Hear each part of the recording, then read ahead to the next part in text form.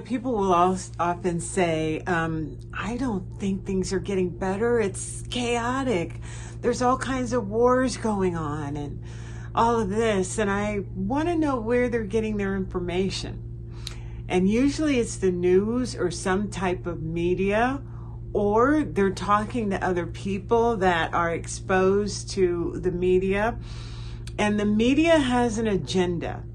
And once you understand what that agenda is, you tend to recognize that our consciousness, or what we're aware of, needs to be cocooned.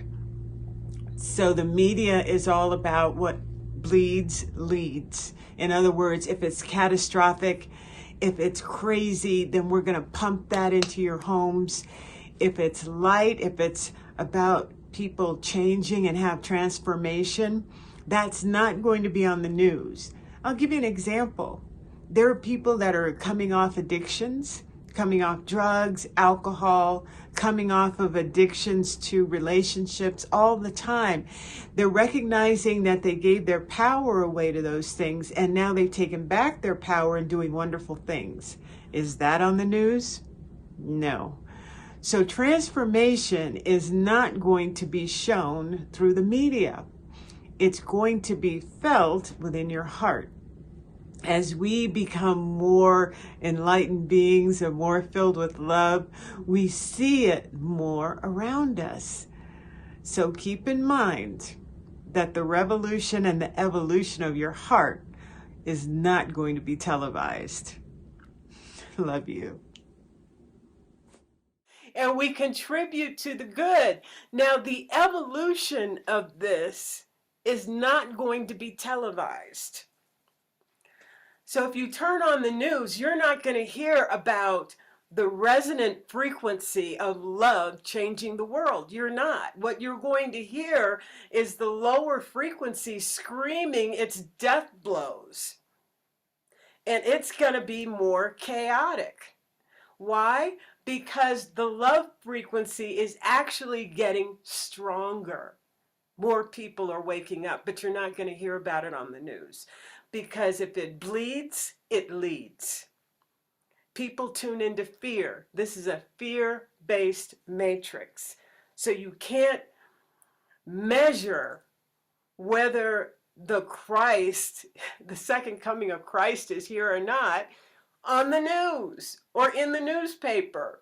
How you're going to find it is when your thoughts are in alignment with God and your next experiences are showing that love is all there is. This is key. This is why this is a higher teaching, because it's not about reading a book. God didn't say, oh, you should read that book so you can get to higher levels of consciousness. You should go to that webinar and hear that person speak so you can get to higher levels of consciousness.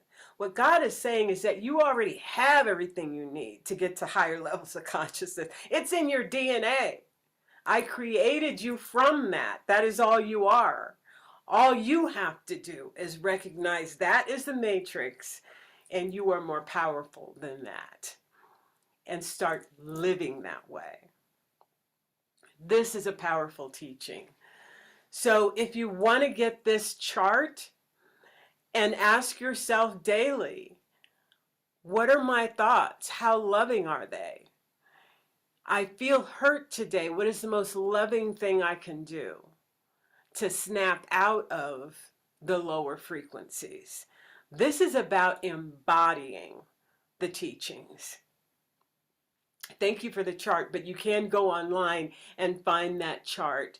It's David R. Hawking's work of the frequency chart, and it can be very helpful on your refrigerator, just a constant reminder that our DNA is stimulated by the higher chakras, by the higher frequencies that we inhabit, and our thoughts can be in alignment with that. When it is, you'll notice that it will dictate the next moments that you experience, the next people, because your frequencies will be aligned with that.